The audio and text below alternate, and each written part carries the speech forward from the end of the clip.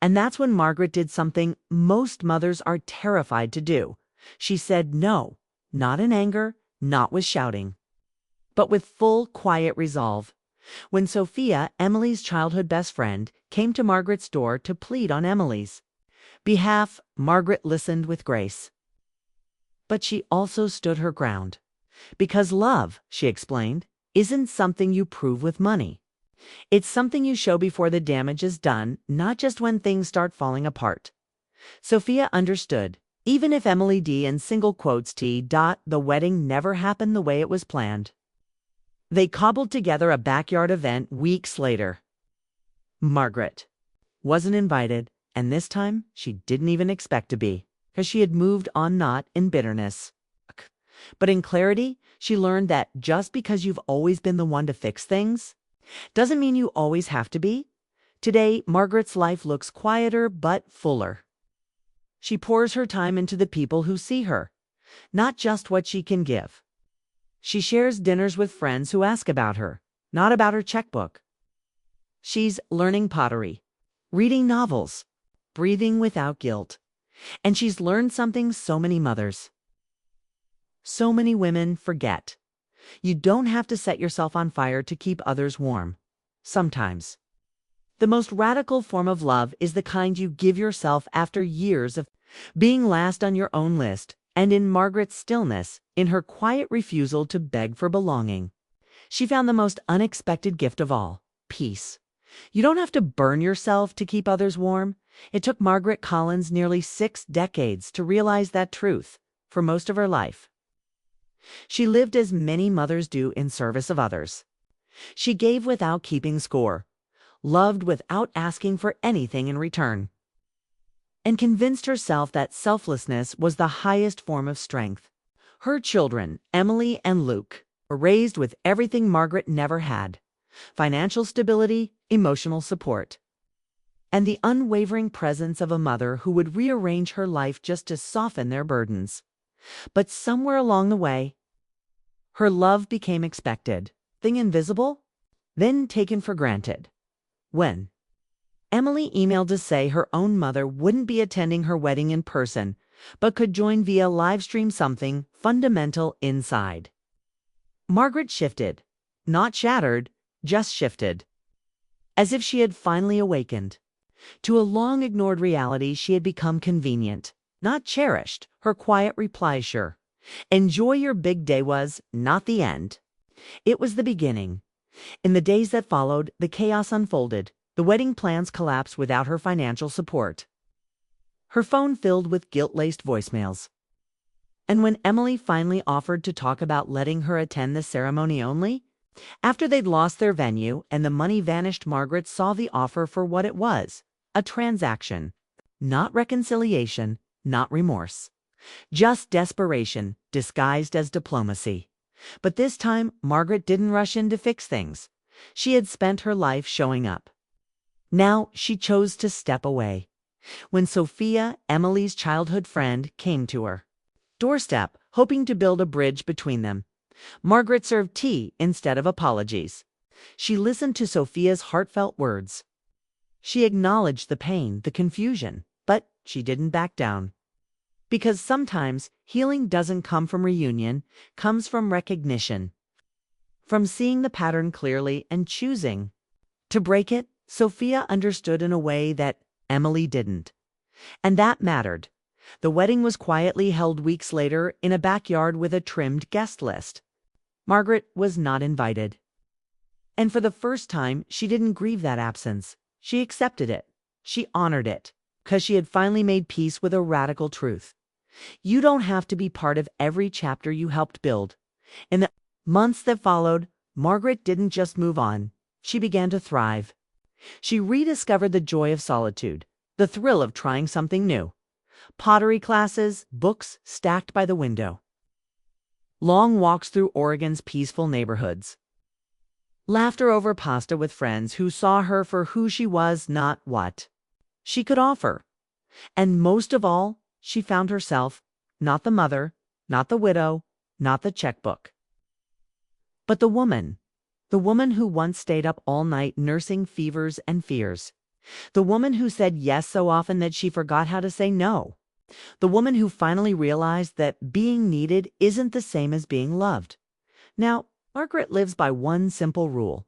If my presence is negotiable, then so is my effort. She doesn't chase calls. She doesn't beg for inclusion. She doesn't explain herself to people who only remember her worth when they need something, because some lessons take a lifetime to learn. And this was hers. You are not selfish for choosing peace. You are not cruel for setting boundaries. You are not unloving for loving yourself first. And maybe, just maybe, the most powerful kind of love is the one you reserve for yourself. Giving it all away. There comes a point in every life where silence becomes more powerful than words. For Margaret Collins, that moment arrived not with a shout, but with an email. Her daughter disinvited her from the wedding she helped fund, asking her to watch through livestream. Years of sacrifice, sleepless nights, missed vacations, money quietly sent were reduced to a 4-line message. And in that quiet betrayal, Margaret didn't argue. She simply chose herself. She canceled the $50,000 transfer, turned off her phone, poured a glass of wine. And for the first time in decades, she realized she was more than a mother. She was a woman who deserved more than being needed. She deserved to be valued. That one choice to stop proving and start preserving shifted everything. Sometimes the people closest to us will only see our worth when we withdraw it. Love doesn't mean endless sacrifice. It means showing up for yourself, especially when others won't. If this story touched something in you, if you've ever felt invisible despite giving your all, tell us in the comments, when was the moment you finally chose peace? Don't forget to like, share, and subscribe, because sometimes the stories that heal us are the ones we never expected to hear. My daughter emailed, "Don't come to my wedding, just watch the live stream." What I did next left everyone speechless. Most mothers dream of standing beside their daughter on her wedding day, not watching it unfold through a live stream link like a distant acquaintance. But for Margaret Collins, a 59-year-old widow from Oregon, that's exactly what her daughter Emily proposed. In a cold, subjectless email, Emily informed Margaret that she'd been cut from the guest list. Our fiancé, Andrew, and his mother insisted on keeping the event intimate. Instead, they offered Margaret a Google Meet link with a casual LOL at the end. It wasn't just an invitation that Margaret lost that day. It was the illusion that years of quiet sacrifice had built something unshakable. Margaret had poured decades into her children, including her son Luke, without ever keeping score. From canceled vacations to emergency cross-country flights, she was always there. But in that moment, she realized her presence had become negotiable, reduced $2. And sensed not with dignity, she canceled the remaining $50,000 wedding transfer and chose silence over begging. When Luke confronted her, she stood firm. And when Emily's world began to unravel without the money, Margaret stayed still. Because sometimes the loudest statement a mother can make isn't through shouting, but through stepping back. And for the first time in decades, Margaret wasn't just someone's mother. She was a woman reclaiming her worth. Sure, enjoy your big day. That was all Margaret Collins wrote. 4 words, not out of pettiness, not out of anger, but from the quiet place a woman arrives at when she realizes her value has become conditional. At 59, Margaret had lived through more than her share of life's storms. She'd lost her husband unexpectedly when her 2 children, Emily and Luke, were still teenagers. There was no insurance windfall, no extended family swooping in, just her and a stack of bills on the kitchen counter. So she did what mothers do. She held the line. She took a steady job as an office manager at a local law firm in Oregon, poured every extra hour into raising her kids, and gave up pieces of herself in the name of their future. And it paid off, at least. That's what she thought. Emily made it through college twice. After changing majors, moved to New York, chased her dreams. Luke bought a house with his fiancée, with a down payment Margaret helped fund. Not once did she count the cost.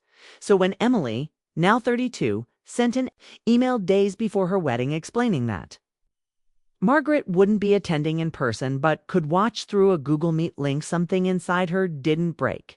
It clarified. Because this wasn't about seating charts or intimacy. It was about being told in subtle and cruel terms that she no longer mattered unless her check cleared. And yet, Margaret didn't rage. She didn't beg. She simply canceled. The pending $50,000 wire transfer meant for the venue, on top of the $30,000 she'd already given. When Luke showed up at her doorstep, panic written across his face, she listened, but she didn't bend. Not when he accused her of making everything about herself. Not when he said they were counting on her. Because the truth was hard but simple. No one had counted on her until the money stopped flowing. That was the turning point. Not in bitterness, but in clarity. For years, Margaret's identity had been wrapped in giving endlessly, quietly, invisibly. But that night on her porch, with a glass of red wine and the spring air humming around her, she realized something revolutionary. She didn't owe anyone her peace. She didn't have to prove her love with blank checks or silent acceptance. And maybe, just maybe, she was done showing up in places where she wasn't truly seen. The wedding, unsurprisingly, unraveled. The venue was lost, the florist pulled out. Andrew's parents were furious. Emily's frantic messages turned from indignant to pleading, but still laced with entitlement. Not once did they ask Margaret how she felt. They only asked what she could still give.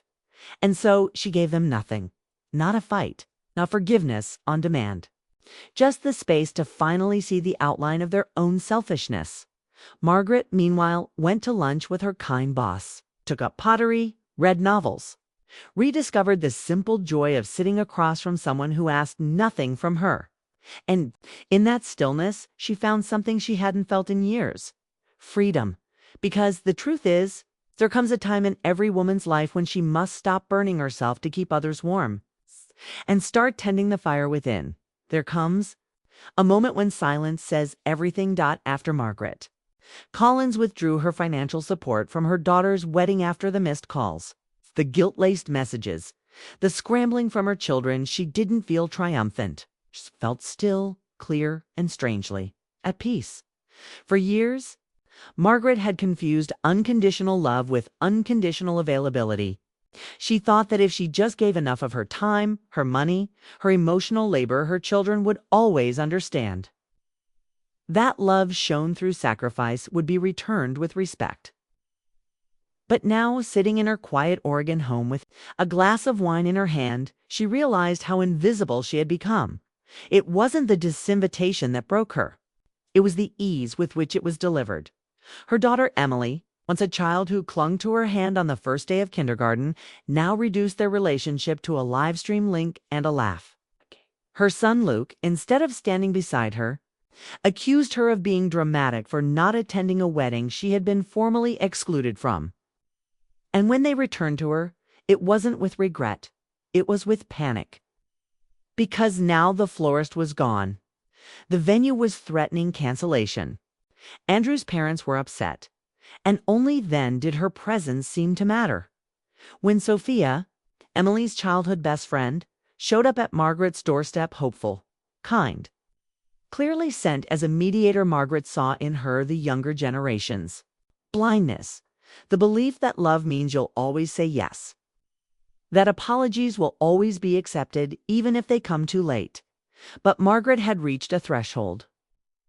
And once a woman has outgrown the version of herself that only gives, there is no going back. She poured tea for Sophia, listened kindly, but stood firm. Not out of vengeance, not out of bitterness, but because sometimes love needs boundaries to be real. She had spent her life giving without expectations, without resentment. But in the end, all she ever wanted was to be seen. The truth is, Margaret's silence was not an act of cruelty. It was an act of self-respect. When she later learned that Emily's wedding had been reduced to a backyard gathering, hastily organized and half-empty, she didn't smile, she didn't smirk, she didn't relish the fallout, 'cause this wasn't about revenge. It was about release. She let go of the need to be appreciated. She let go of the fantasy that sacrifice would guarantee love. And in that space, she found something far more valuable than validation. She found herself. These days, Margaret no longer wakes up wondering who needs her next. She goes to work. She takes long walks. She joined a pottery class and reads novels she never had time for. And perhaps most importantly, she surrounds herself with people who see her for who she is, not what she can give. Because love without reciprocity is servitude. And a mother is still a woman deserving of joy, dignity, and peace. Sometimes the strongest act of love is walking away. For nearly 3 decades, Margaret Collins believed that love meant staying. Staying up late to help with school projects. Staying at a job she didn't particularly love to keep the bills paid. Staying silent when her feelings were hurt, just to keep the peace. She showed up, gave more than she had, and never asked for anything in return, except, perhaps, to be invited into the moments that mattered. But when her daughter Emily sent that infamous email telling her mother to join the wedding, through livestream, Margaret realized she had become an accessory, not a person, not a mother, not a guest. Just a line item in the budget, useful only until the check cleared, in the days after she withdrew the $50,000 payment. Emily's world fell into disarray. Vendors dropped out. Andrew's parents were furious. The fairy tale wedding was unraveling. Yet even then, no apology came. Only negotiation. "Q can attend," Emily finally wrote. "But we need the funds first." That was the moment it clicked. They weren't inviting her back because they missed her. They were inviting her wallet.